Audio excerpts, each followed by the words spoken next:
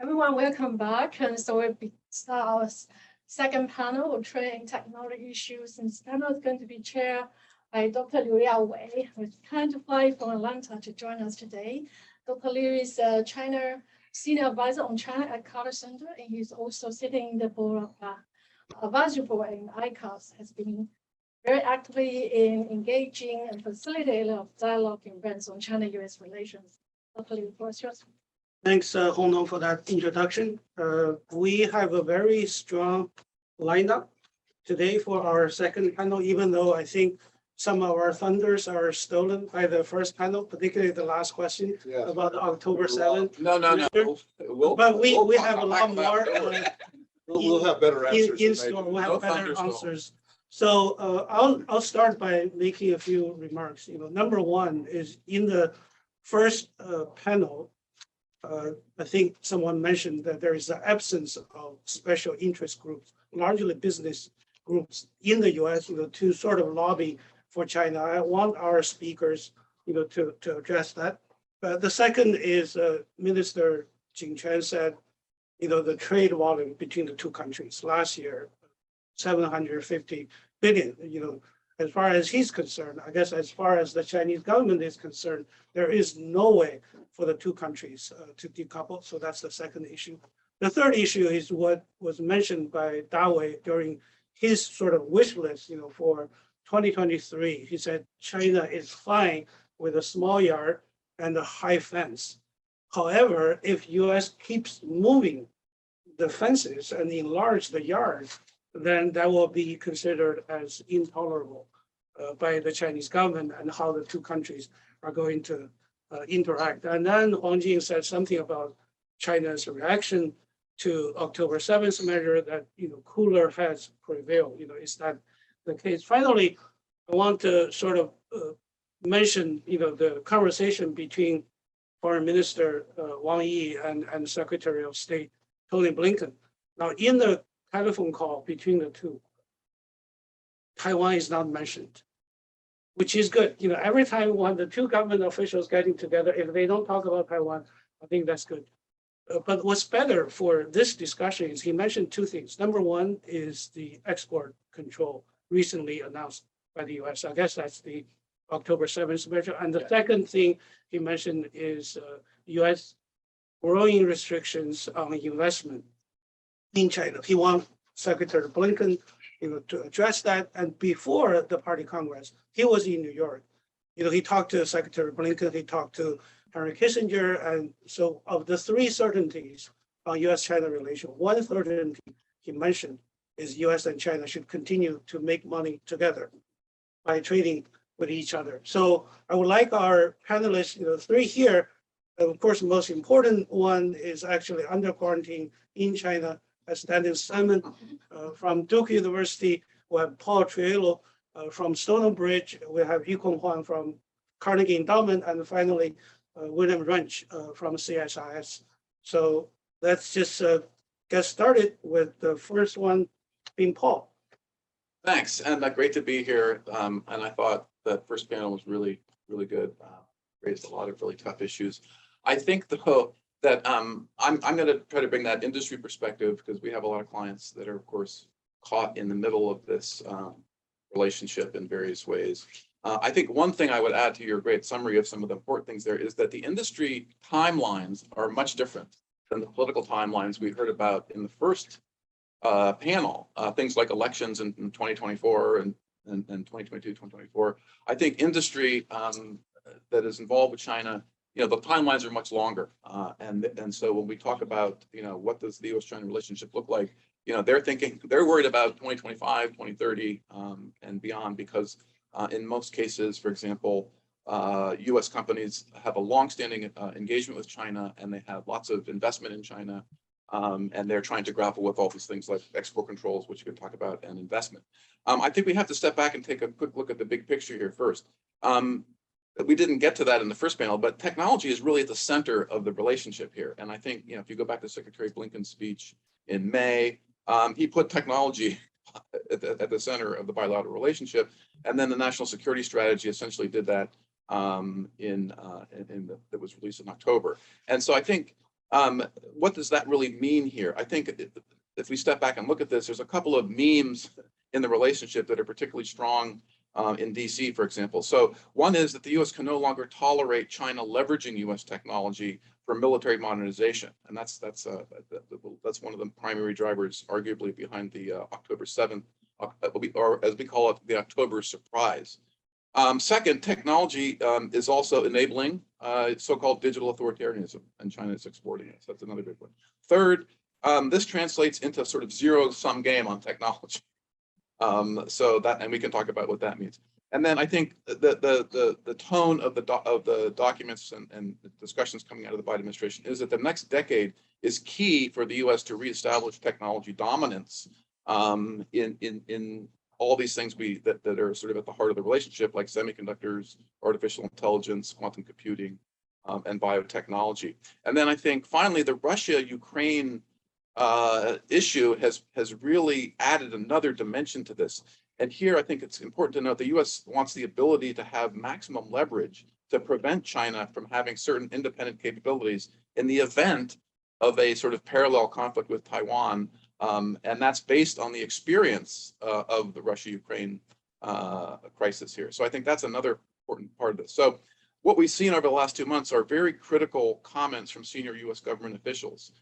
We saw, again, I think someone mentioned earlier, National Security Advisor Sullivan talk about both the small yard, high fence, but also more importantly, he talked about no more sliding scale for keeping ahead of China in technology. So this means the U.S. wants to sort of set an absolute sort of limit on China's advancement, and then it won't be a sliding scale of generations, several generations going forward. We also had Undersecretary of Commerce for Industry and Security, Alan Estevez, really had very interesting comments, and I recommend everybody to read the full transcript of the CNAS discussion last week, where he said basically that national security trumps economic security and trade when it comes to China. And that China, he also made comments such as China should be happy to make chips for automobile airbags. And so he was also explaining the export control. It was in response to questions about the export control package.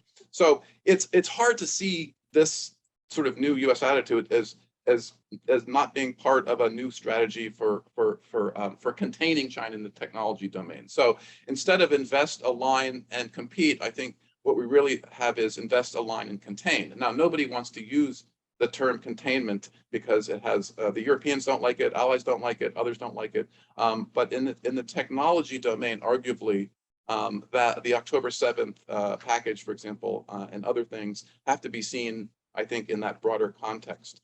And so, as you look at that package, it's very interesting, and it has a number of components, at least 5 or 6 different things going on in there, and we can certainly address some of them. But it's a complicated 137-page document that even experienced export control lawyers that I talked to are still grappling with, because it includes so many different pieces, interlocking pieces, new and surprising things like controls on U.S. persons and what they can do in China.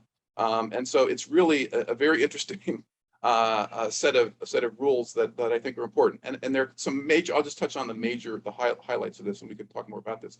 One is the real driving force here is that, and it gets back to some of the things that Dennis mentioned earlier, control over China's progress on advanced computing. That really means AI and machine learning in the cloud, and supercomputing. And so the thrust there, of course, is this increasing use of high performance computing to design weapons of mass destruction or to model things like hypersonic glide vehicles. So that's clearly one of the main thrusts of the rules, is to try to freeze China's advancement in the high performance computing domain.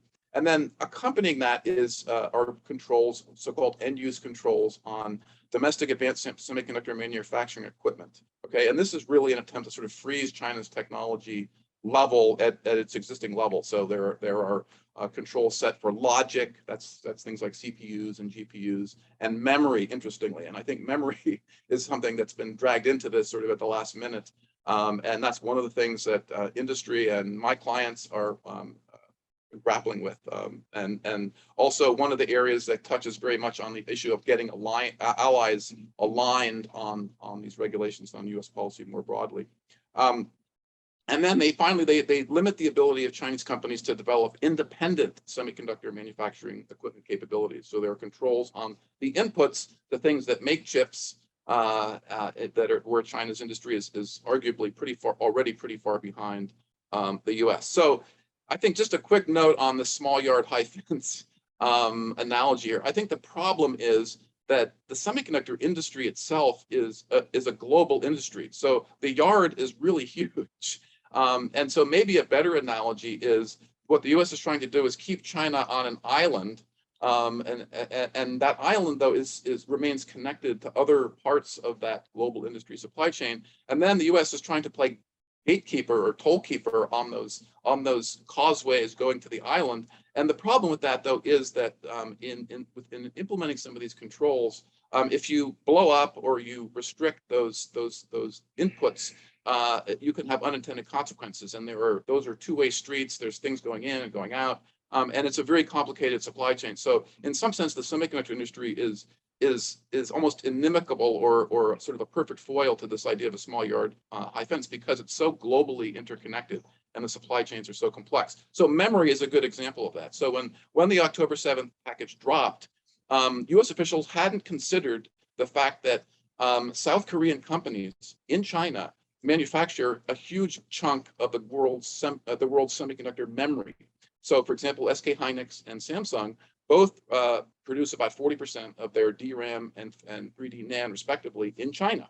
And so, over the weekend of October 8th and 9th, U.S. government officials had to scramble to come up with a solution to that, a temporary solution, which was a one-year reprieve from abiding by these controls, because, for example, the U.S. persons provisions in the October 7th package would have meant that those facilities in China would have shut down, had to shut down, and we were probably within hours of having those facilities shut down.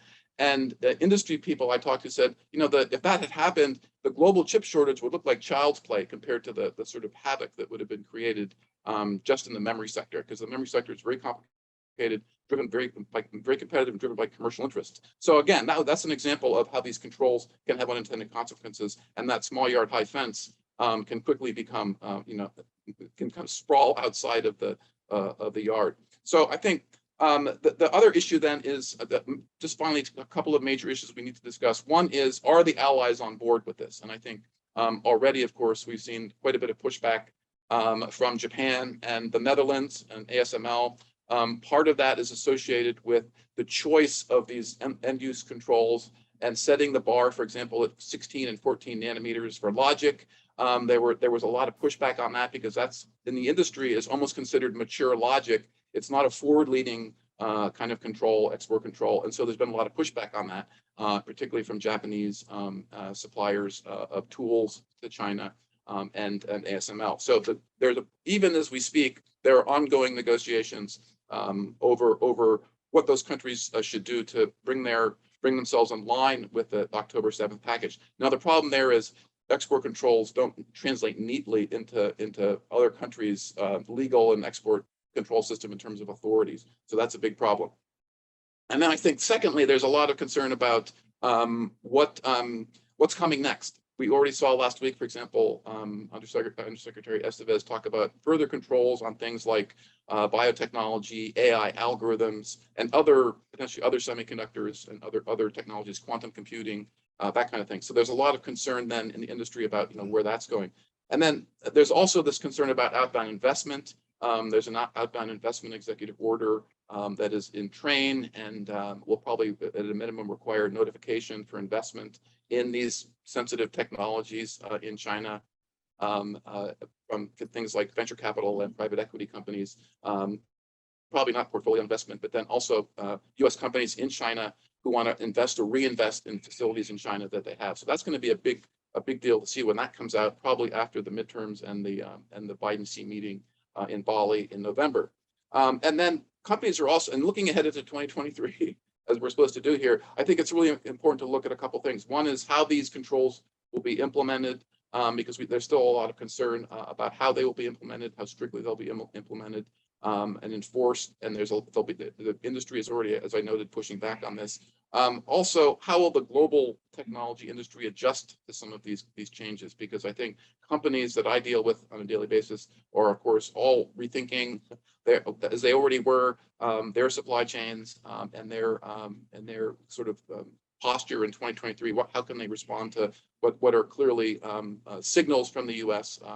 That are accompanying this latest controls about decoupling and the need to rethink China as part of your global business operations. And then I think finally the really big one for me, and it was touched upon I think really well in the first panel, is Taiwan, because of necessity Taiwan is dragged into this because TSMC, for example, is such a critical player in all this, and TSMC is affected by these controls in terms of not being able to, for example, manufacture GPUs at the performance level set in the controls by Chinese companies. So Chinese companies like BRAN, for example, which is one of their leading GPU companies, can no longer now manufacture, it looks like, GPUs in Taiwan. So Taiwan is, for good or bad, is in the middle of this, and also in a much broader sense, as the U.S., for example, begins to cut off Taiwan from being used as a manufacturing platform for Chinese companies, that factors into the broader Taiwan calculus in Beijing, right? And we really didn't touch on that in the first panel, but to me, that's a huge issue because I think that we're getting to the point where even a peaceful reunification of Taiwan would not be acceptable to the U.S. government because of the presence of so much semiconductor manufacturing in Taiwan, for example. So I think that's an issue that I think really complicates the discussion around Taiwan. My contention is that there needs to be a complete rethink of the relationship, which is based on these 40-year-old documents, for example, the 3 communiques and the Taiwan Relations Act, which at that time there was no Chinese military that was capable of as capable as is today, and there wasn't a vibrant Taiwan democracy, and there wasn't a semiconductor industry in Taiwan. So in a sense, those documents are really can no longer bear the weight of the current situation. And I think so I've been calling for a 4th communique, but as Michael Swain noted, there's not a lot of discussion about a diplomatic or reassurance component to the relationship that tries to put the complicated trilateral relationship back on stable ground. And then finally, I think there are dialogues going on in the technology domain, including on semiconductors. I'm part of a track 2 dialogue, but there are no track 1 dialogues. So I think it's really important going into 2023 to have these continue the track 2 dialogues, people to people discussions, and then hopefully at some point, some of the recommendations from those track 2 dialogues, for example, can be fed back into track 1 dialogues. Because all these issues are very critical for companies that are operating in the space, whether it's semiconductors, supply chains, data issues, which we haven't even gotten to. So I look forward to the discussion today, and I think the group here is really good. And the first panel, I think, tackled really well the bigger geopolitical landscape. Thanks, Paul. I think he just dropped a bomb that even peaceful unification with Taiwan is not going to be acceptable. So we want our next 3 speakers also address this issue. The second speaker, Yikong, the floor is yours. Let me go back a bit because we have 2 subjects. One is about trade, one is about technology. Technology is now dominating the agenda. But we can learn something from the trade war, actually. What was America's 2 major policy instruments to address the trade war? One was tariffs, levy tariffs on China across a wide spectrum of activities. And the second was the purchase agreement.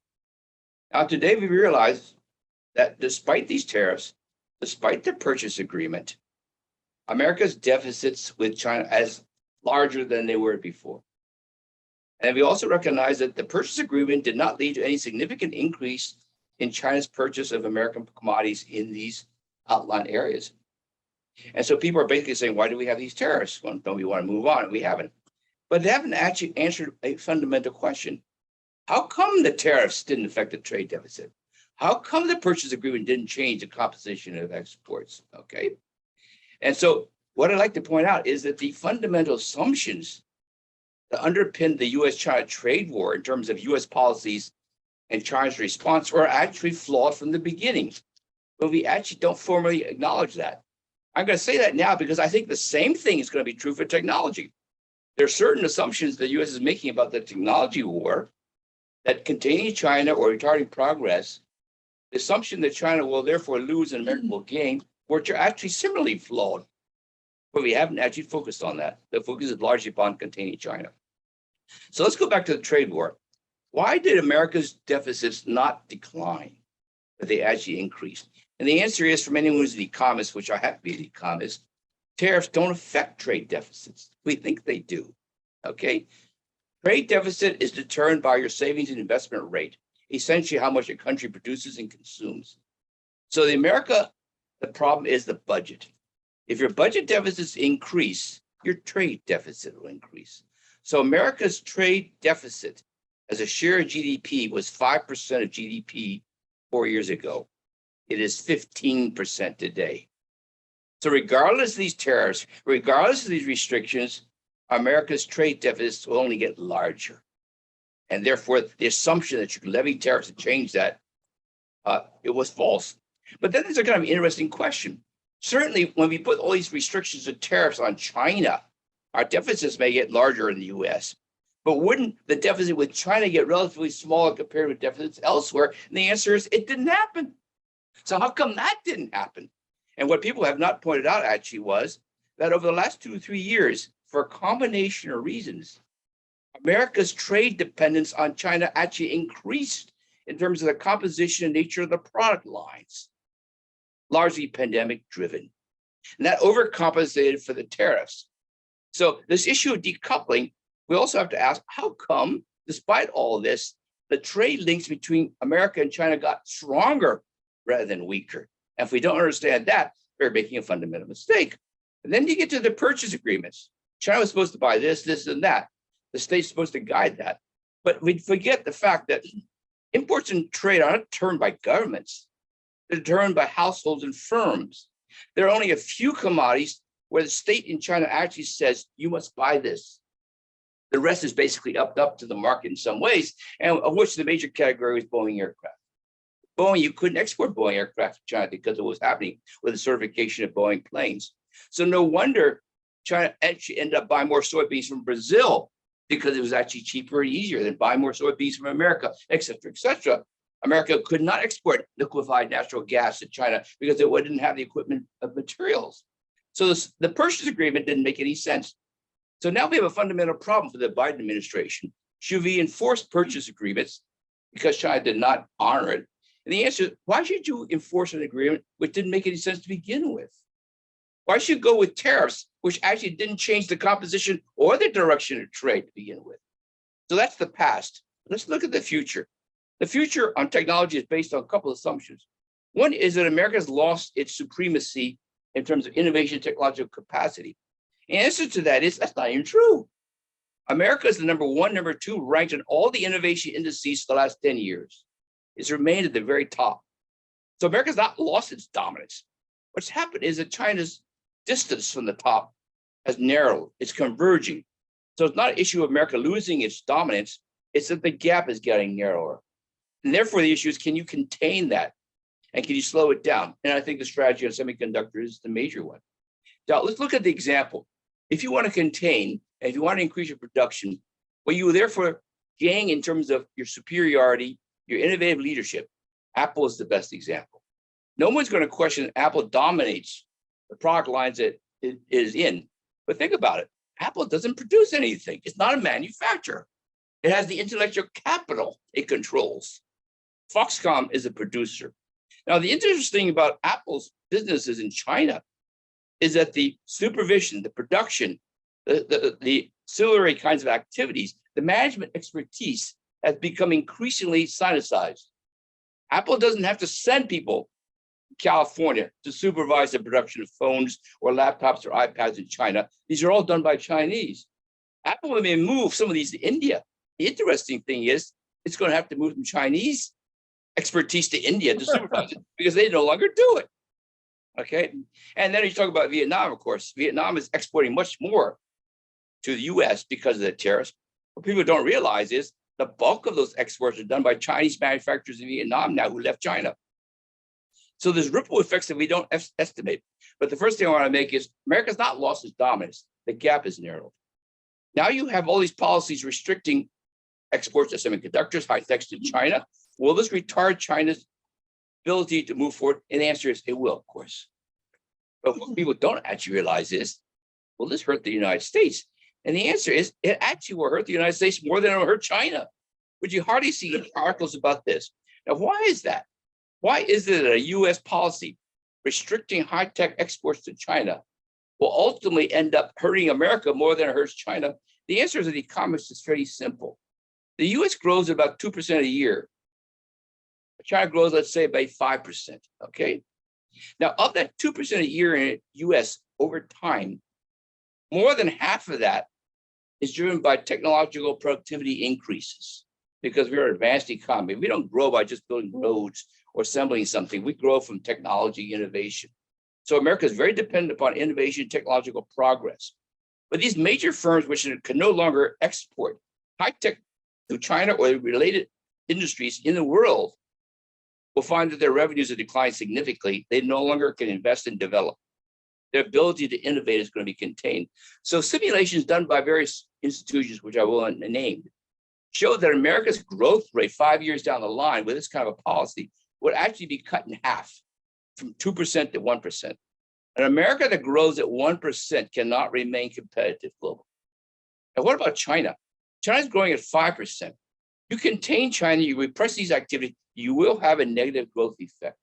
China's growth rate will come down by a full percentage point because of what's happened.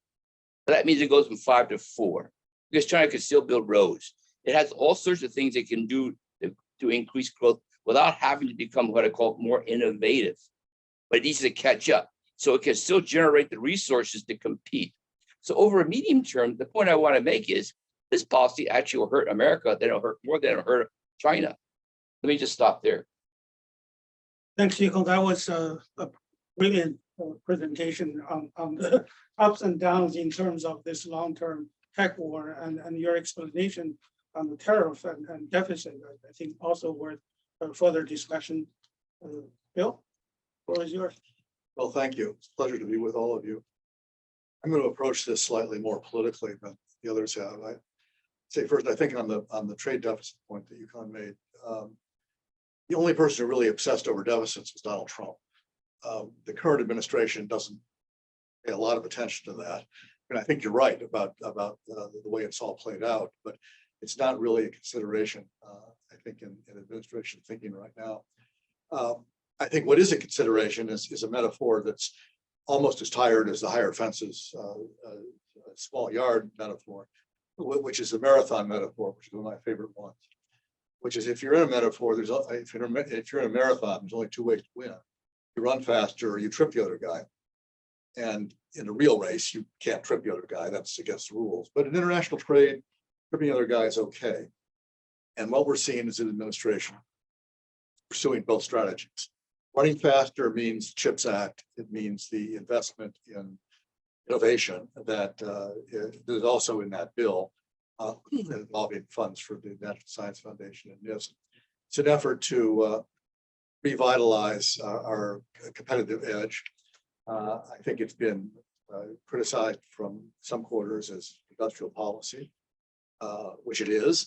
But I think going forward, you're going to see more of it because while that's been a controversial concept in the past, opposed usually by conservatives who say it's meddling with the market, picking winners and losers, which is true. And then they focus on the losers when in fact there are probably more winners.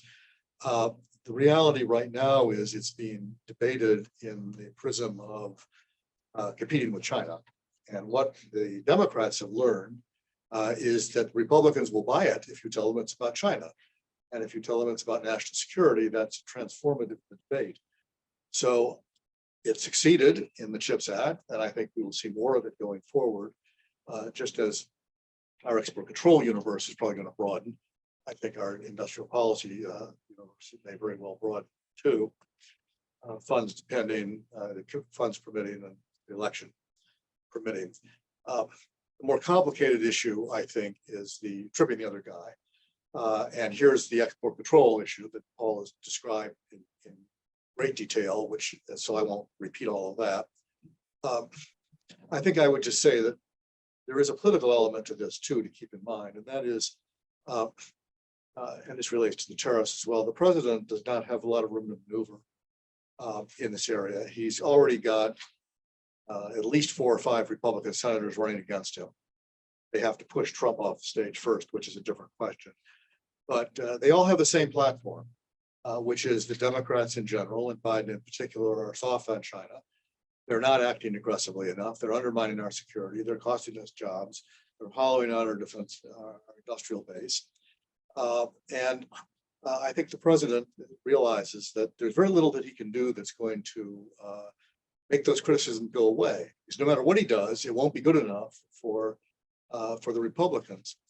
So, example, the tariffs. I think he has a dilemma. The problem is not enforcing them. The problem is unwinding them. And he's faced with the reality that any decision he makes will be wrong. Any decision he makes will be not enough for business, too much for labor, and too much for the Republicans. There is no winning strategy here. So it's no surprise that he hasn't done anything. And I think it'll probably be quite a while before he does do something. They've, thrown out a bone to the business community, saying, well, we're going to restart the exclusion process. This is on the slowest roll I've ever seen. They started this in June, and now they have a comment period that will be over on January 17th before they do anything. So this is not moving fast. It's not going to move fast. And negotiations are not going to move fast. There is nothing the president can bring back from a negotiation that will be satisfactory to his opponents. And so the safest course, I think, right now is for them to do exactly what they're doing, which is to focus on the export control part of the equation, where it is from the right wing, it's hard to criticize that. That, however, has consequences, and Paul alluded to some of them. I think in the short run, the directed immediate impact is probably going to be smaller than some people feared, because the universe of chips in particular and equipment is relatively narrow. The issue, of course, is that if you cap it, which is what they say they're going to do, then you create an expanding universe of stuff that's covered, because as technology moves forward, more and more items are going to be subject to control because they're above the line. And if the line doesn't change, that's just sort of inevitable. It really is a reversal of the last 25 years of policy, which I had some hand in creating, because I had Alan's job at the time this started. And they've kind of thrown out to just keep them behind, which I can't exactly object to, but because I think it may have run out of gas. But for its time, I think it was a brilliant policy, because it allowed sales and it allowed U.S. companies to make a lot of money selling older stuff to China, and they could use that money to reinvest in next generation technology. One of the issues we're going to face here is that if that revenue stream is cut off, our companies are going to have a lot of problems going forward, doing exactly what the government wants them to do, which is investing in next generation technology. And frankly, the $52 billion in the CHIPS Act is not going to be enough to do that. There's got to be private capital here as well. And we'll see how this plays out. The companies have not raised that issue quite as vigorously as I thought they would, but that may happen downstream. The other shoe that has not dropped yet is related to the Chinese civil military fusion doctrine. Because if you look at the civil military fusion doctrine from the standpoint of an export control regulator in the United States, what it means is there are no longer any reliable end users in China. They were all subject to the Chinese government telling them, you need to assist the military in whatever it is we want them to do. That means probably an end to an end user based control system, which is also what we've been doing for the last 25 years. That takes us back to COCOM and takes us back to blanket controls. So far, the administration has not done that. They've contented themselves with simply adding more Chinese companies to the entity list, which is kind of a way to accomplish the same thing. Because if you're on the list, then you need a license for anything, including this. So we'll see how that evolves. But this has the opportunity, I think, or the threat, if that's the right word, to become bigger, broader controls. I think Paul is right. The hints that have come from people in the administration that this is going to be more than chips and more than semiconductor manufacturing equipment is well taken. This did not come as a surprise to me. We saw this coming 3 or 4 months earlier. And I think there's going to be more coming. So wait and see. How will companies react? Final point. I think the dilemma that our ICT companies have always had is that China is simultaneously the best customer and the biggest threat. And they've had a lot of difficulty themselves deciding how to deal with that because they see the competitiveness train coming down the road. China's goals are very clear to establish global champions in high-tech sectors that, by the way, are the sectors where the United States is often the leader. So they're posing a competitive threat. Fine, they get to do that. Our job is to be better than that and compete effectively, which is what the CHIPS Act is about, which is what running faster is about. The companies have the challenge of navigating between all that and navigating between restraints on what they can sell the Chinese, which is growing, and what they do themselves to make sure they're running faster. But what you're going to see, I think, going forward is the dreaded word, more decoupling. And here, I think it's not going to be, aside from the export control issue, the Biden administration is not going to order people out of China. I don't think they can, but I don't think even if they could, they're not going to. They may provide some incentives to revise your supply chains, look at the electric vehicle tax credits. But what you really should look at is what are companies going to do? Because companies are undergoing a process of risk reassessment, not just with respect to China, certainly and obviously with respect to Russia, but also with respect to China for a whole bunch of reasons, mostly related to a variety of Chinese policies. The risk of doing business with and in China is greater than it used to be. And companies will grapple with that, each in their own way, each consistent with their own business model and on their own timetable. So if you're expecting a tsunami of companies leaving China, that's not going to happen. But what you will see, I think, 10 years from now, is supply chains that are significantly different than the ones you've got now. They'll be shorter, they'll be more regional, they'll be more in the Western Hemisphere, and they will be less in China and more in other places in Central and South America, Mexico, and also in other parts of Southeast Asia. All of which, all of those countries are beginning to try to position themselves as the next, location for integration into American supply chains. But as I said, individual companies will make individual decisions based on their business models. If your business model is to make stuff in China and sell it to Chinese, you're probably not going to change anything. If your business model is to integrate Chinese parts and components into your supply chain for shipment back to the United States, then you probably are going to change something. You may not leave, but you will be, what you've been learning thanks to COVID, among other things, is in addition to price, quality, and delivery, supply chain managers have to think about resiliency. And resiliency is a fancy term for don't put all your eggs in one basket. And so that means more baskets in the Western Hemisphere, more baskets in Southeast Asia, and the new baskets will be at the expense of China. So some eggs are going to move, not all of them, but some of them. And I'll stop there. And we call that two-way political risk in the business. The U.S. companies in China, Yes, exactly. Yeah, I think, Bill, you have touched a very important issue is that there is the government political agenda, which is, as Paul mentioned, shorter and quicker. There is also the businesses agenda. I guess for those who are still listening in China, I guess the worst nightmare is when these two agendas coalesce, as Bill suggested, in 10 years. That, if you're not able to fix this relationship, and that's when the hell is going to break loose. So now we're going to our fourth speaker. Sorry, Dennis, we'll have to keep you up so late, but you're speaking from a very strategically important position, in the Marriott Hotel in Beijing, and your interactions with those in China. So go ahead and share your experience with us.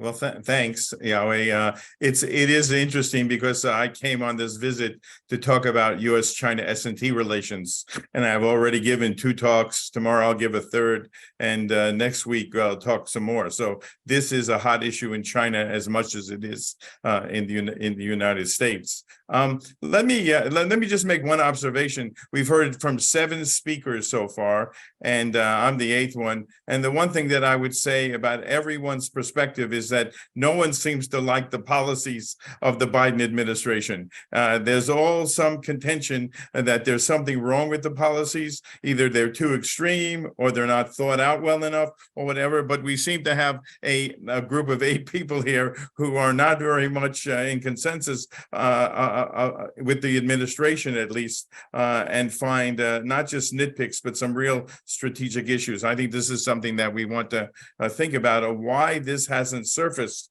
in a broader, more profound kind of way in Washington, within the Beltway, if not beyond the Beltway.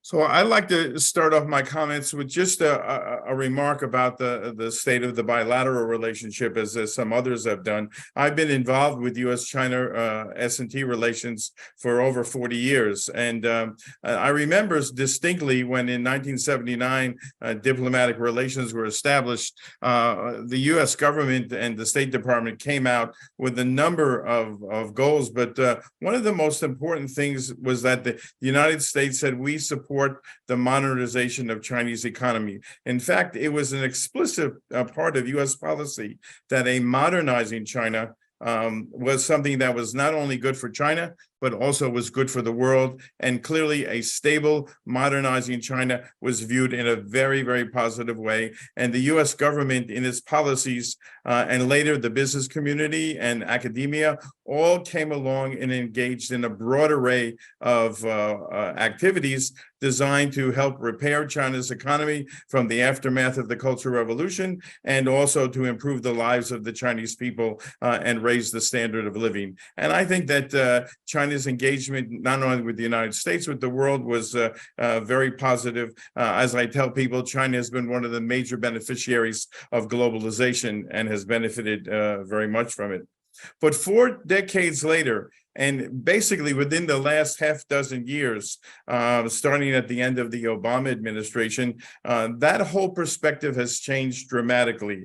China went, as we've discussed, from being a kind of joint stakeholder or even a partner to being viewed as a serious economic competitor and national security threat.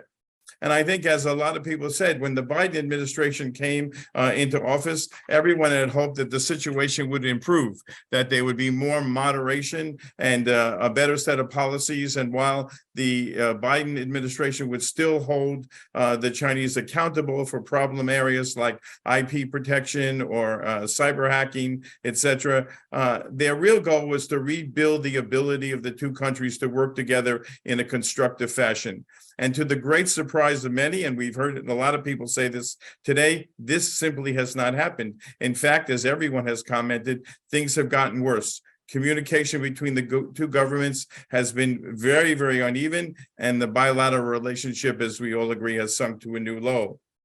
At the core of this souring of political relations has been the downturn in the S&T relationship. And here I'm talking about not only the commercial part, but also the science and technology cooperation that at one time formed one of the bedrock elements in the bilateral relationship. In fact, S&T cooperation between the 2 countries and education cooperation held steadfast, even in some of the most difficult political times, and basically was one of the foundations as the United States and China began to collaborate and cooperate in a number of areas. But recently, people have begun to notice something which is even a major shift, and it's not just about semiconductors. And here I would refer to 2 recent articles, one by John Bateman, who has written an article in Foreign Policy and suggested that the downturn in S&T relations is not simply about semiconductors. In reality, what he says is that U.S. policy towards China is indeed, as we've discussed, aimed at an overall slowdown in Chinese economic and technological development. That's a much more broad-based strategic shift than many of us thought was happening. In fact, it basically, raises a question about what is the end game for the United States in terms of its relationship with China. A similar point was made by Edward Alden, who wrote a piece for the Council on Foreign Relations, and he talks about, quote unquote, the growing raft of measures aimed at slowing the development of China as a high-tech economy. So I believe it's not an exaggeration to suggest that the environment for science and technology cooperation has been poisoned in many ways by the steady souring of the political relationship. United States concerns stem from, I think, basically a sense that China's modernization has been achieved through a series of so-called rule-breaking actions, theft of IP, cyber hacking, industrial spying, and more recently, the assertion of excessive political influence through the use of Chinese soft power in vehicles such as Confucius Institutes in the United States. And whether you agree or not, that seems to be a perception. The U.S. intelligence community has stepped up its vigilance around Chinese activities, and we know all about the China Initiative. And even with the termination of that, Christopher Wray, the FBI director, continues to talk about the threat from China as the product of a whole nation approach.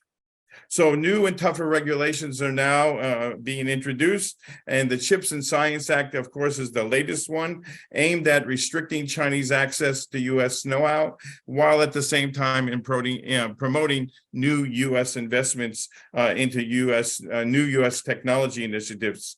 And as Bill has just noted, the entire global supply chains across industries such as semiconductors and soon to be life sciences, biotech, are going to be reconfigured to limit engagement with China. In fact, questions that I've gotten this week are all about, will bioscience and life science become the next on the agenda of the Biden administration?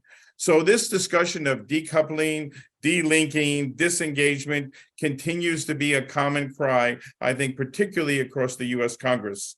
And therefore, the renewal of the S&T bilateral agreement right now is uncertain.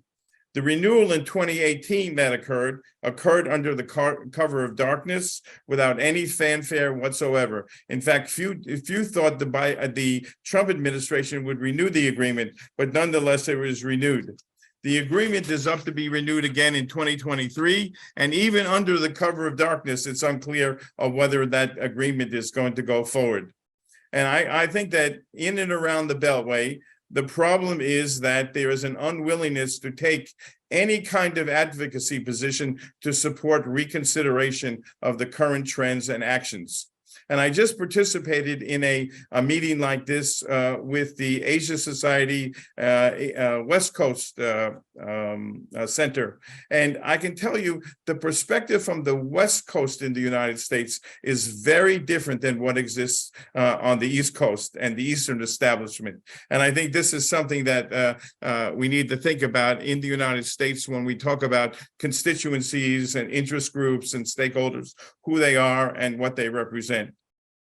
And China, in response, obviously, has now adopted a policy of enhanced self-reliance. And so we fought really hard to integrate China into the mainstream of the international economy and S&T system. And what has happened is China now is about to move dramatically towards a greater self-reliance posture that goes even beyond the indigenous innovation efforts that were established when the 15-year medium and long-term plan came out in 2006. President Xi Jinping continues to stress China's need to remain globally engaged, but in reality, China right now has very little choice in advanced sectors like semiconductors, bioscience, et cetera, except to embark on a more comprehensive effort to generate more know-how and IP from domestic sources.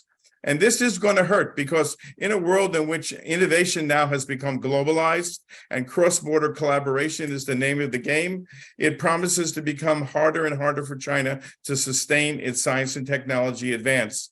And this position was acknowledged earlier this year when the party secretary of the Chinese Association of Science and Technology indicated that China has growing concerns about its capacity to access know-how on a global basis. So I think this is something that we need to take into account.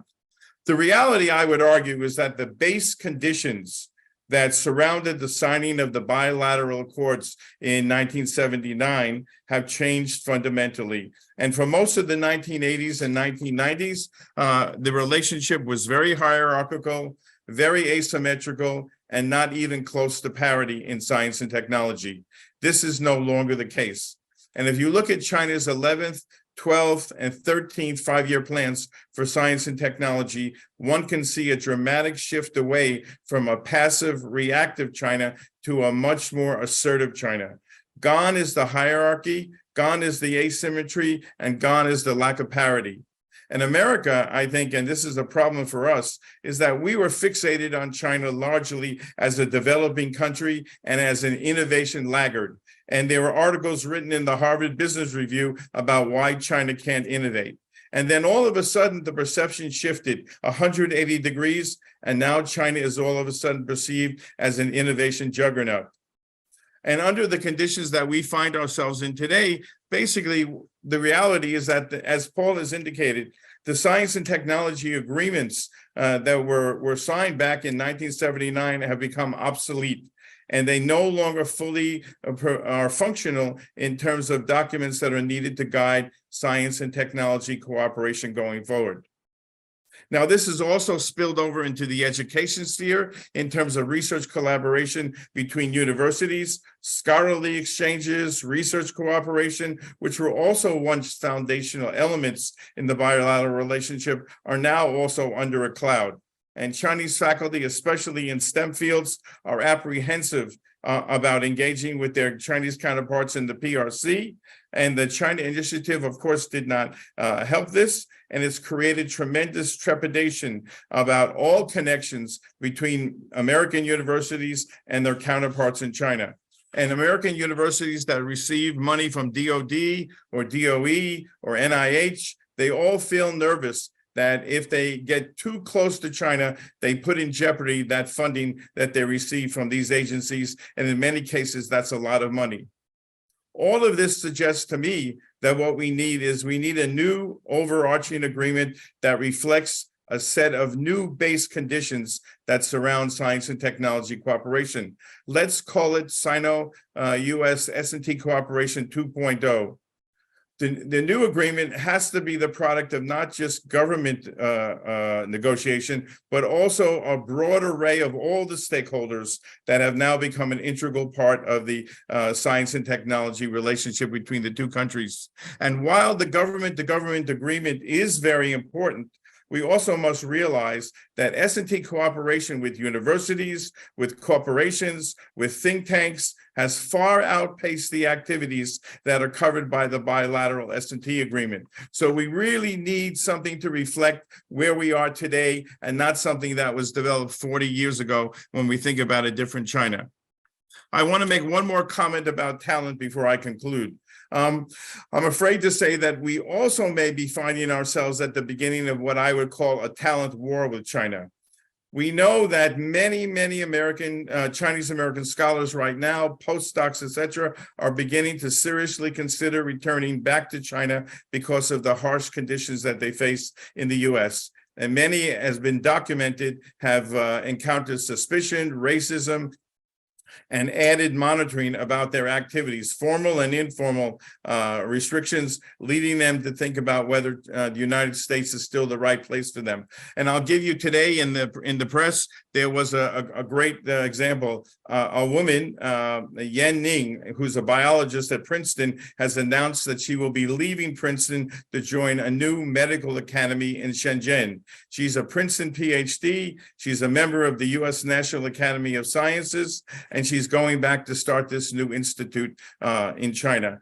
I think that this is the kind of thing that's going to provide some distress. It's already the talk among U.S. university administrators about what they need to do to make sure they retain the confidence and the trust of their Chinese American faculty. So where is all this headed?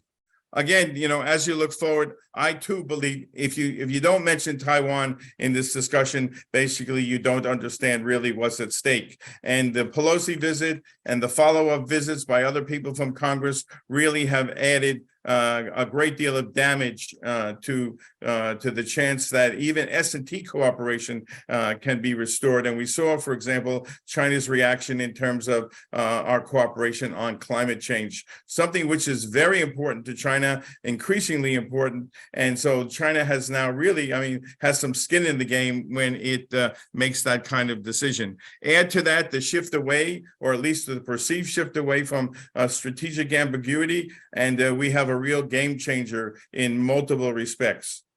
So I would suggest that clearly words like trust, confidence, meaningful communication, they're all missing in terms of the current state of not only the overall bilateral relationship, but also they're leaving the possibilities for reigniting any kind of good S&T cooperation very, very uncertain in the short to medium term.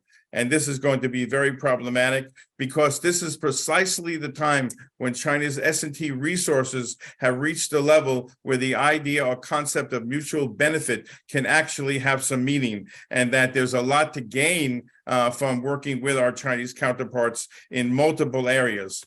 We know about climate change. I would add to that list global health, clean energy, and finding a cure for cancer, and addressing brain-related problems like the onset of Alzheimer's disease. Both the U.S. and China have major brain study initiatives. They would be an ideal target for kind of restoring some kind of trust that doesn't necessarily get us into these dangerous areas.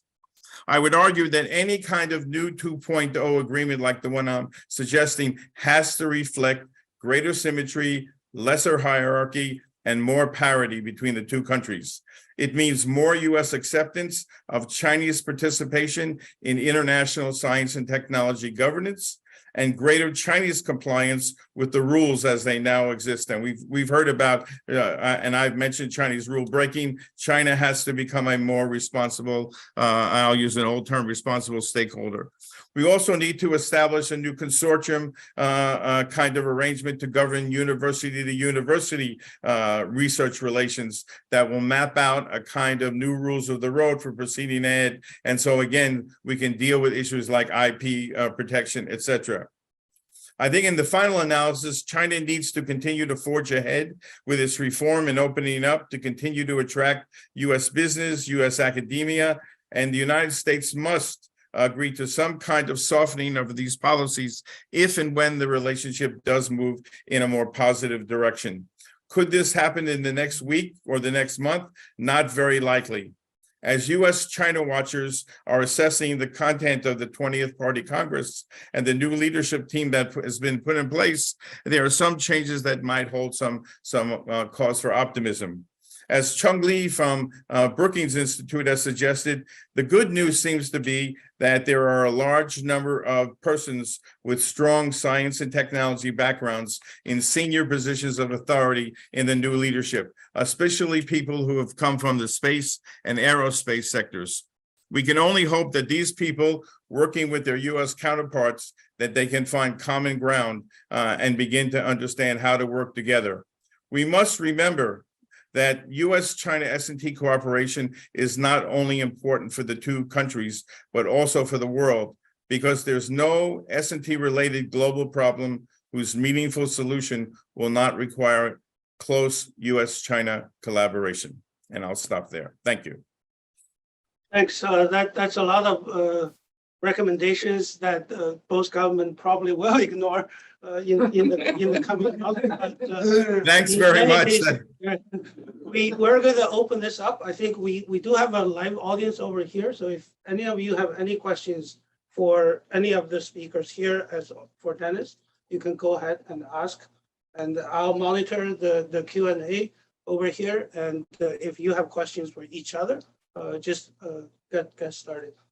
So go ahead, Sora. Yeah, I have a question for Paul. Paul, put yourself in the shoe of Xi Jinping in the context of the October 7th order. Mhm. What would your recommendations be to the Chinese government and what they should do and should not do in response? Wow, you put me on the spot there. Well, I think we've already seen a little bit of the initial response, which has been mostly focusing on the domestic industry and sort of doubling down on support for so-called hard or core technologies like semiconductors. We've seen some regional governments like in Shenzhen come up with plans for investing in semiconductors. So I think that the challenge is it's sort of like the U.S. You know, you want to run faster, of course, but then in this case, what does China do to trip the other guy? To use Bill's comment there, and we've been saying, we've been telling clients, of course, for the last 2 or 3 years, there are no good choices from the Chinese side, and they've been very forbearant, arguably, in terms of responding because they don't want to further poison the business climate in China, right? And so going after U.S. companies, they have some symmetric tools, for example, like the unreliable entities list and the anti-foreign sanctions law, but they've chosen not to use those. It's possible that those could be dusted off and rolled out in this case, but I think they're going to be very cautious. They're going to first assess what the real damage is here, because these rules are complicated. They're not going to have an impact right away. There'll be some short-term impact, for example, on companies like YMTC, which is probably, has already probably told Chinese officials that its very existence is in jeopardy. But it'll take time to assess what the alternatives are. Are there workarounds to these things? And then there's the longer-term issue of the cutting off of things like GPUs. That's going to take time to impact the Chinese ecosystem. So in that sense, I agree with Bill that the intent of those controls is narrow. The problem is are those broader issues are going to take time to manifest. And so the Chinese government is going to have to carefully assess that and determine what's an appropriate response, either symmetrically or, as some have discussed, asymmetrically, reaching for these other tools like rare earths or EV battery supply chain materials, for example, where Chinese companies are very dominant. But those come also with their own challenges and their own dangers in terms of commodity markets and impacting that. So I think the bottom line is there's no really good choices. So I think the response will be evolving over time. It will be careful. It will involve some internal directives, for example, to companies to reduce their dependence even more on U.S. Supply chains. But I do think at some point after the U.S. midterms and after the Biden-Xi meeting at the G20 in Bali, for example, in mid-November, there will be some more public response to this. And again, that's going to take some careful form that the Chinese government will want to appear that this is a symmetric response and not a broad response to the U.S., but a very narrow and tailored response that will be sort of seen as symmetric and not too broad. I have a question for you, Kong. So you mentioned that some of the policies of the U.S. government is self-hurting. To what extent is going to hurt the U.S.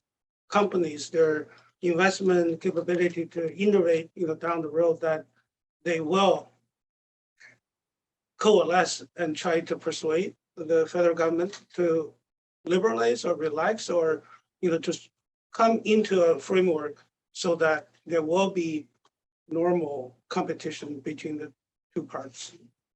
There was early discussions about business community in the U.S. doesn't seem to be speaking up as actively as you might expect. Where is Biden similar to Trump? Doesn't believe in tariffs as much as Trump does. But Biden's middle-class strategy for foreign policy is a strategy which basically said, I'm not so interested in the views of Wall Street or Silicon Valley. Okay? I'm interested in manufacturing middle America. And that's similar with Trump. So the power centers, either in Silicon Valley or power centers in New York, aren't as influential in a Trump in a Biden administration either, as they were under Trump because of this middle class focus. If you go back a couple of years when there's discussion about restricting high-tech exports to China for what we see today, the unofficial message came out that who objected to this within the administration or didn't like it? And the answer was Department of Defense. Ironically, you wouldn't have expected that. You would have expected them to be more pro-security. And the answer was they realized that there are major companies producing the kinds of high-tech equipment that the Defense Department needs. If they suffered a loss in revenues, would not be able to invest and develop. So they basically made the case that these kind of policies actually weaken America's military capacity in the future. We're talking about long-term vis-a-vis the short-term. And so that's why I talked about the growth rates. America's economy is heavily dependent upon innovation technology. China's economy is not actually. It's still very much a $12,000 economy. We are a $60,000 economy. And to me, the apple is the big issue. Is manufacturing the key? Or is the control of intellectual property the key? The answer is control of intellectual property. So Apple survives from control of intellectual property. Apple doesn't manufacture anything. It controls the distribution, finance, and distribution. But Foxconn actually controls the manufacturing process.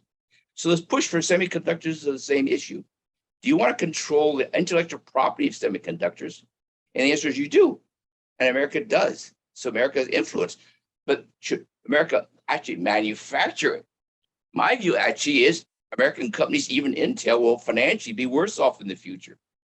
For the same reason Apple decided not to manufacture it. They're better off putting the money into intellectual property. So that's the US issue. And the next point I want to make is the fundamental problem we have right now is that when you mix security and technology and military, you have a no-win solution.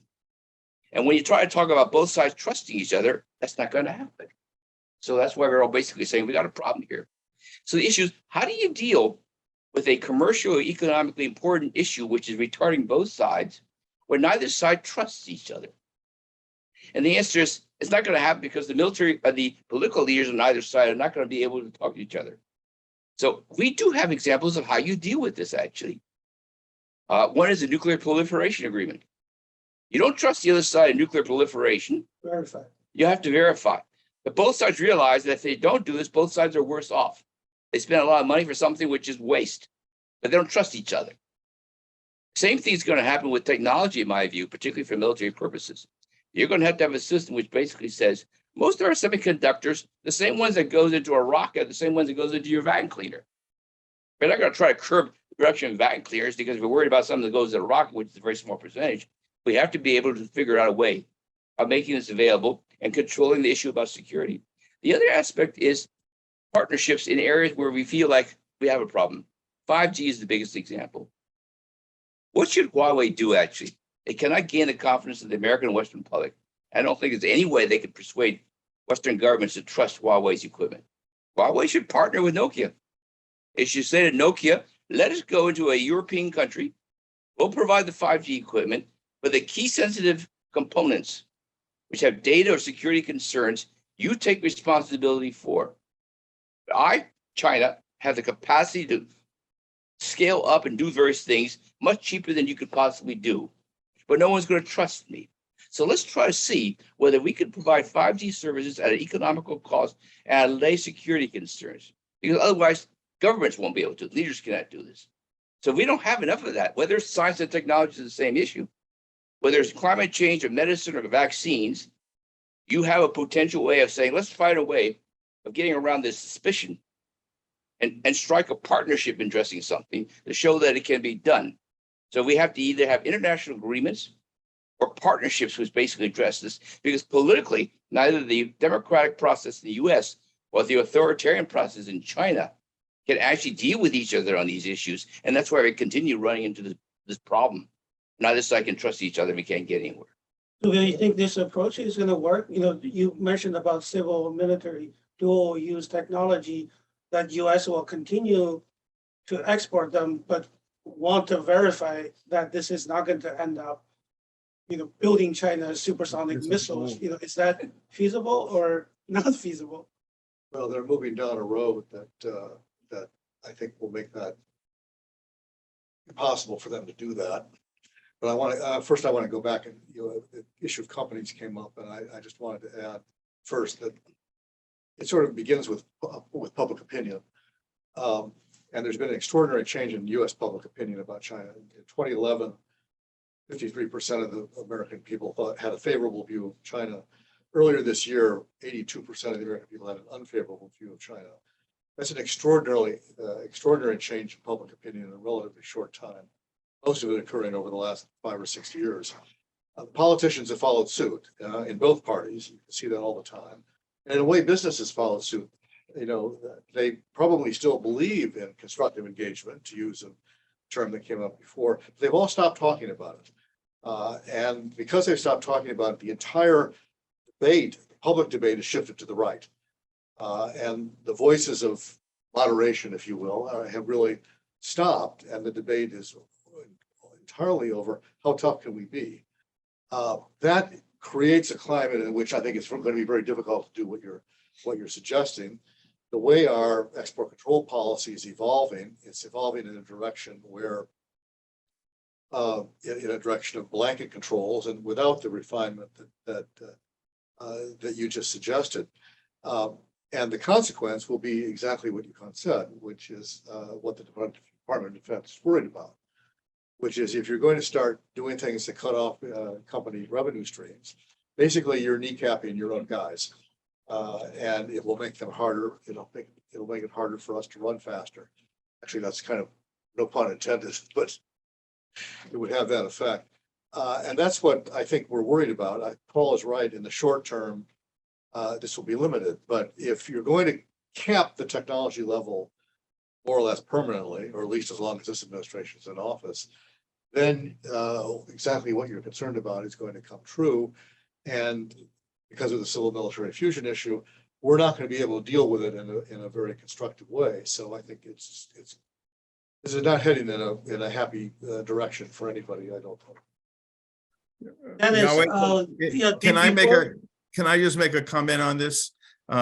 Because as Bill knows, Bill's been around a while and he knows the old export control regimes. What we tried to do, we sold a big computer to China from Honeywell, and then we put it in a black box building, and there was a lock on the door, and there were U.S. investigators from the Commerce and Defense Department sent out to make sure that the Chinese didn't access the computer at night when no one was around. And we had all these kinds of crazy things that were put into effect that clearly just weren't working and didn't make much sense. So at some point, the U.S. government decided to bite the bullet and said, either we trust these guys or we don't. And we trust them to this degree, then to this degree. And then up until really we got to the Trump administration, the trust had been built into that relationship.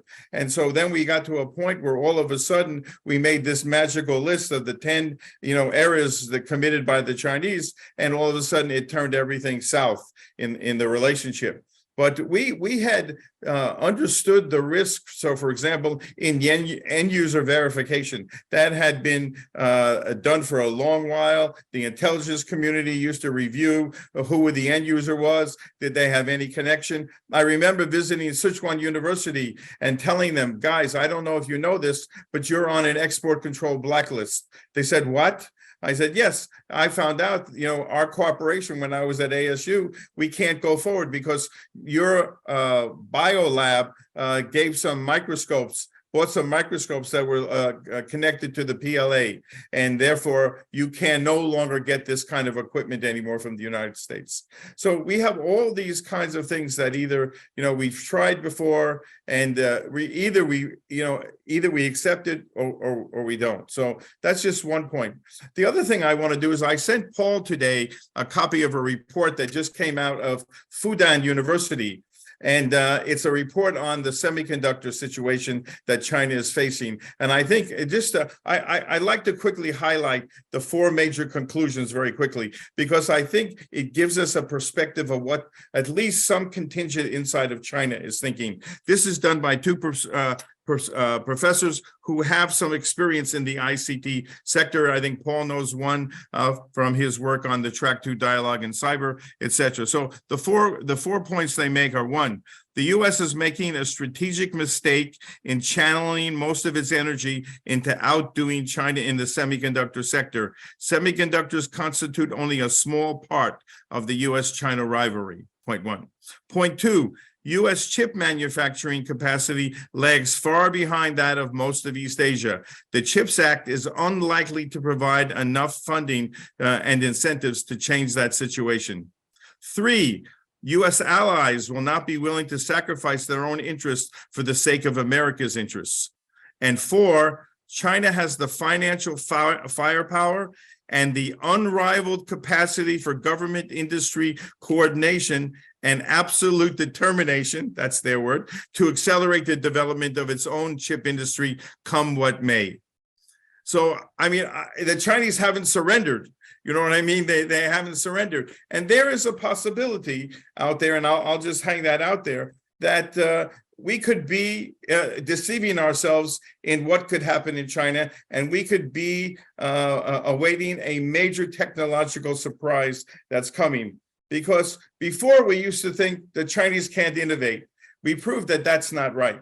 They can innovate. The question was only when, not if. And they've engaged, particularly since about 2012, in reforms and changes in the S&T sector that have altered the environment in the research setting. And that's why we've got this now China innovation juggernaut picture emerging, because I think the performance of the R&D sector is dramatically improved.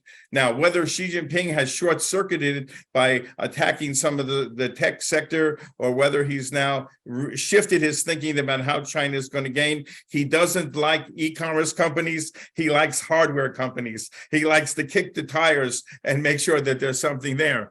But the whole question is that, there is these changes going on, and I think it would be a dramatic mistake if we think, now we got them by the balls and they're not going to go anywhere. I think that we got to be really careful here. Can I just make a quick intervention there? I agree with much of what Dennis said. I think, again, from a company perspective, which I think Bill and I have been trying to bring here, there's a couple issues. One is that, there is this concern now that because of some of these controls, China is going to pursue an R&D, for example, and not publicize it. And there's already evidence that there's a lot of projects going on in China in areas like semiconductors, where probably you won't hear much about it, because the concern is if they make too big of a deal of it, that it will be a target, or could come under some of these export controls. For example, Chinese companies announcing, for example, over the last year, the performance of their GPUs are now affected by the new rules, for example, because those performance levels are the same as the NVIDIA A100s, for example. So there's going to be a lot of driving of China's R&D in certain sensitive sectors sort of underground. And then the U.S. companies won't have a sense of, for example, of where some of those R&D efforts are going and the competition they may face. That's one thing. The second thing is, I think U.S. companies, would love to get back to some engagement on these key issues that were, for example, part of the trade discussions in 2018 and 2019. None of those things have gone away, right?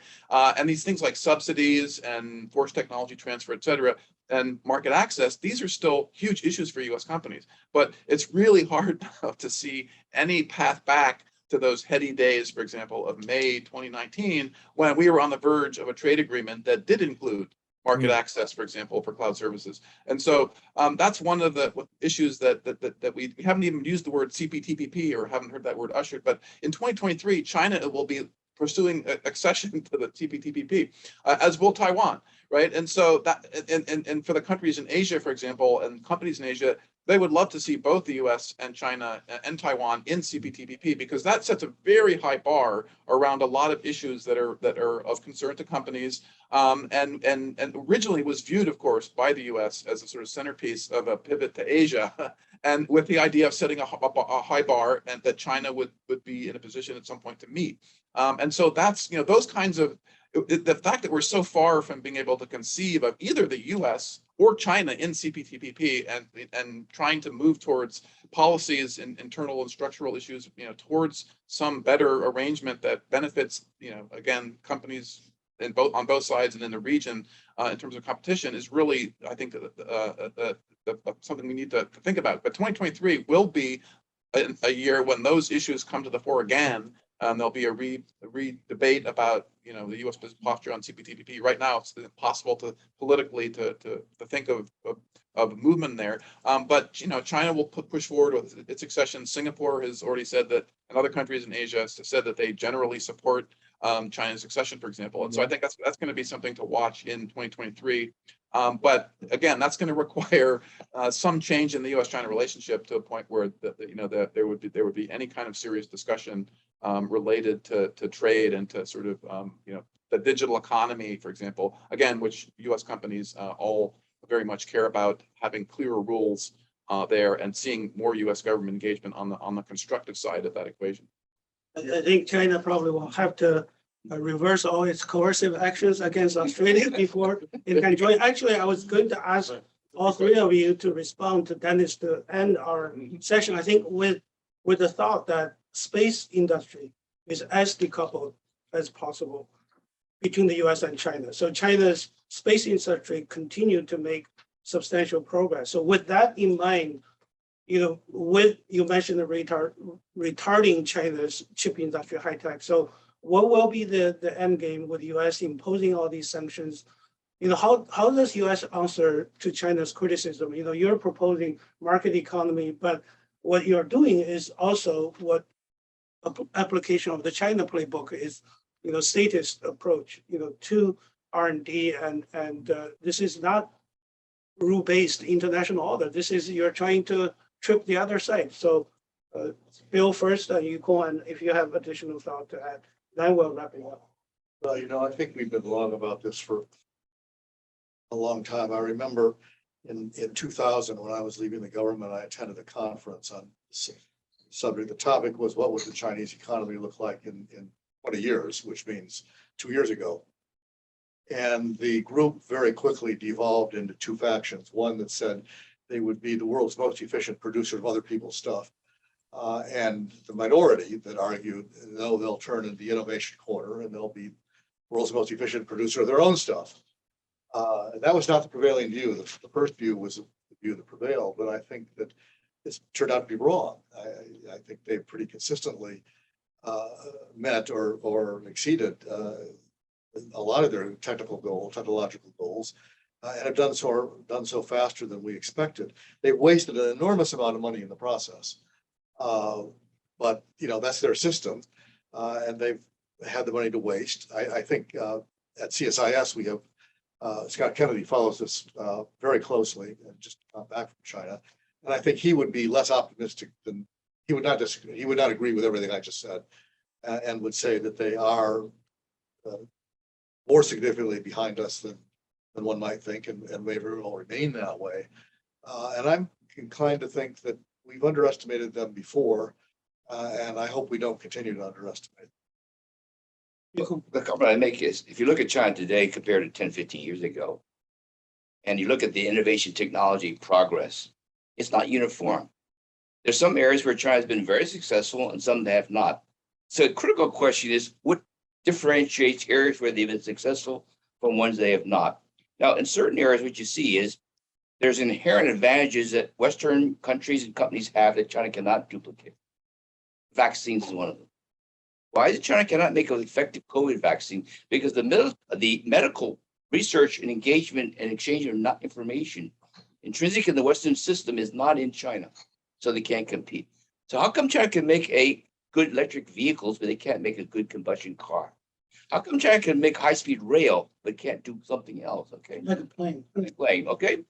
How come China can make a lot of progress in artificial intelligence and be world-class very quickly, but not in other areas?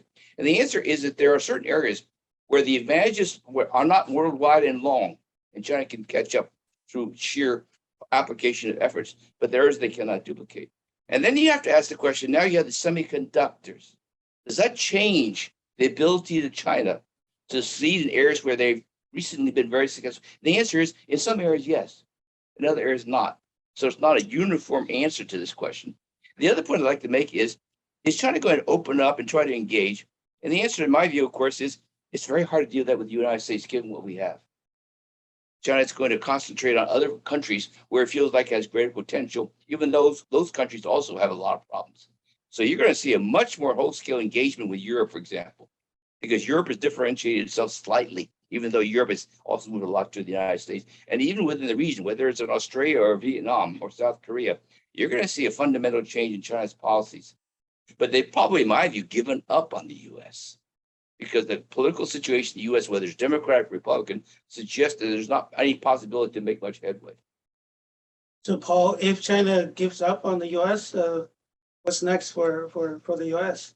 Well, I think give up, it depends what you mean by that. I mean, just looking at semiconductors, they're still going to be importing $400 billion worth of semiconductors a year, right? So even though there are these controls that have been put in place, China will still be a huge consumer of US technology, including semiconductors. Probably what we'll see is an increased focus on mature semiconductor production, because that's sort of where they're stuck, if the line is going to be drawn around advanced semiconductors. And then the question will be, what part of the global semiconductor supply chain does China try to recreate in China? And is there enough money and talent and technology to do that? And that's sort of where we are now. But that's a huge question. And that will also depend on things like allies going along with the US controls, for example, and sort of how China adjusts internally to this new reality. I mean, the idea that government-directed state plan development of an industry like semiconductors can succeed at one level is sort of risible, right? I mean, it's a very market-driven sector, and you can't sort of mandate innovation, and you can't mandate those complicated relationships and trust relationships that develop between producers and customers and tool makers, for example. And so China faces a really uphill battle in that sense, in terms of trying to recreate what has taken 30 or 40 years to develop things like, and again, Taiwan, TSMC is a good example. That didn't happen overnight. That we woke up one morning and TSMC was building 90% of the world's most advanced semiconductors. That took a long time to happen, and it was the result of a lot of complicated factors that will be really difficult to duplicate in China, for example. And so I think the leadership in Beijing has to think about how they respond, based on the earlier question, how they respond to these sort of short-term, significant measures the U.S. has taken in terms of export controls, but how they think about the industry going forward. And it gets back to a question I think Michael Swain raised earlier: does China want to be part of the world order here? And how do they do that? And semiconductors are a good example where there is sort of a semiconductor international order. And how does China play in that? Or does China try to do it alone? And I think we're sort of it's going to be a mixed bag, and it won't be one thing or the other, because there's no way that they can recreate the whole global supply chain in China. Dennis, since you stayed up so late, so you're gonna get a reward by becoming the last speaker. But before you do that, the question here is, I read a political report last night, to be prepared for today is, I agree with Dawei and the others that China wants to stay in the system. Now, Dennis, as you're someone who spent years in China, decades, looking at relationship, what does China needs to do to gain some level of trust from this system that they want to be part, but those who are in the system, who are founders of this system, defenders of this system, they want to push China off the train. What does China needs to do? Maybe 1, 2, 3 things so that the conductor will say, well, you're allowed to stay in the train for a little bit longer time. If you don't behave, you're going to be pushed off the train. So you're the 2 minutes, 3 minutes, and then we wrap it up. Sure. Okay. So I'll just go 1, 2, 3. First one is obviously IP protection. That has to be at the top of the list, no matter what list we have. Number 2, I think that it has to open up access.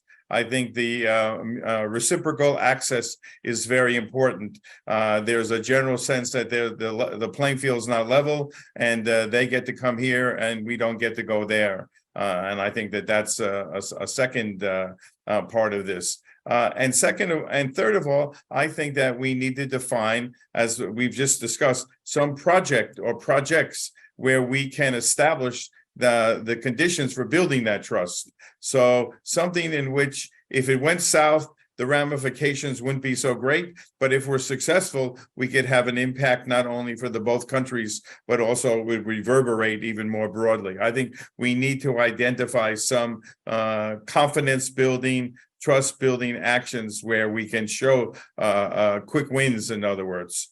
Otherwise, I think we're still, I think Bill's point about the public opinion in the United States, it really is, for those of us who've been in this game a long time, it is shocking that 83% or 82% of Americans have this negative view of China. I think that, I don't know if it's chicken and the egg, where, whether the politicians drove the public opinion or the public got this feeling and drove the politicians. But I think that the fact that it's reached that level means that somehow some of the messages that we among ourselves are communicating are not making it into the public domain. And I think they're really, my view has now become really strong, that the Beltway-itis, that within the Beltway, if you don't play the game, you get locked out of the system. I think that we need to get some more openness of ideas in Washington so that we don't get this groupthink and everyone's marching down the same road, because I think we're in real danger.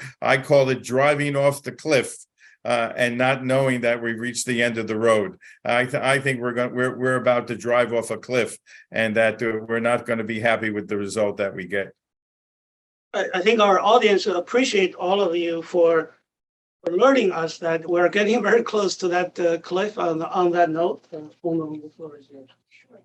Thank you very much, Dr. Liu, for always being very trained this great panel discussion. I would like to thank all the panelists and also speakers from the first panel and the keynote dialogue for your great support to ICAS 2022 annual conference. I would like to recall, as Dr. Wu mentioned this morning, he expressed the hope that through this annual conference, we're going to first some fresh ideas or solutions to many problems that U.S. and China face today in terms of bilateral relations. I'm not quite sure whether I have achieved that goal today. What I can promise, and ICAS as an independent think tank with a focus on China-U.S. relations for academic and from research, we will continue our role as a think tank to promote greater collaboration and also mutual understanding between the two countries through our work on facilitate exchange of ideas and also working with our American colleagues and Chinese colleagues on many of the research topics that are in our agenda. Thank you very much. And thank you to our ICAS and colleagues as well for your great support. Thank you. Thank you, Dennis from Beijing. Thank you. Hope to see you next year. Sweet dreams. Get some sleep.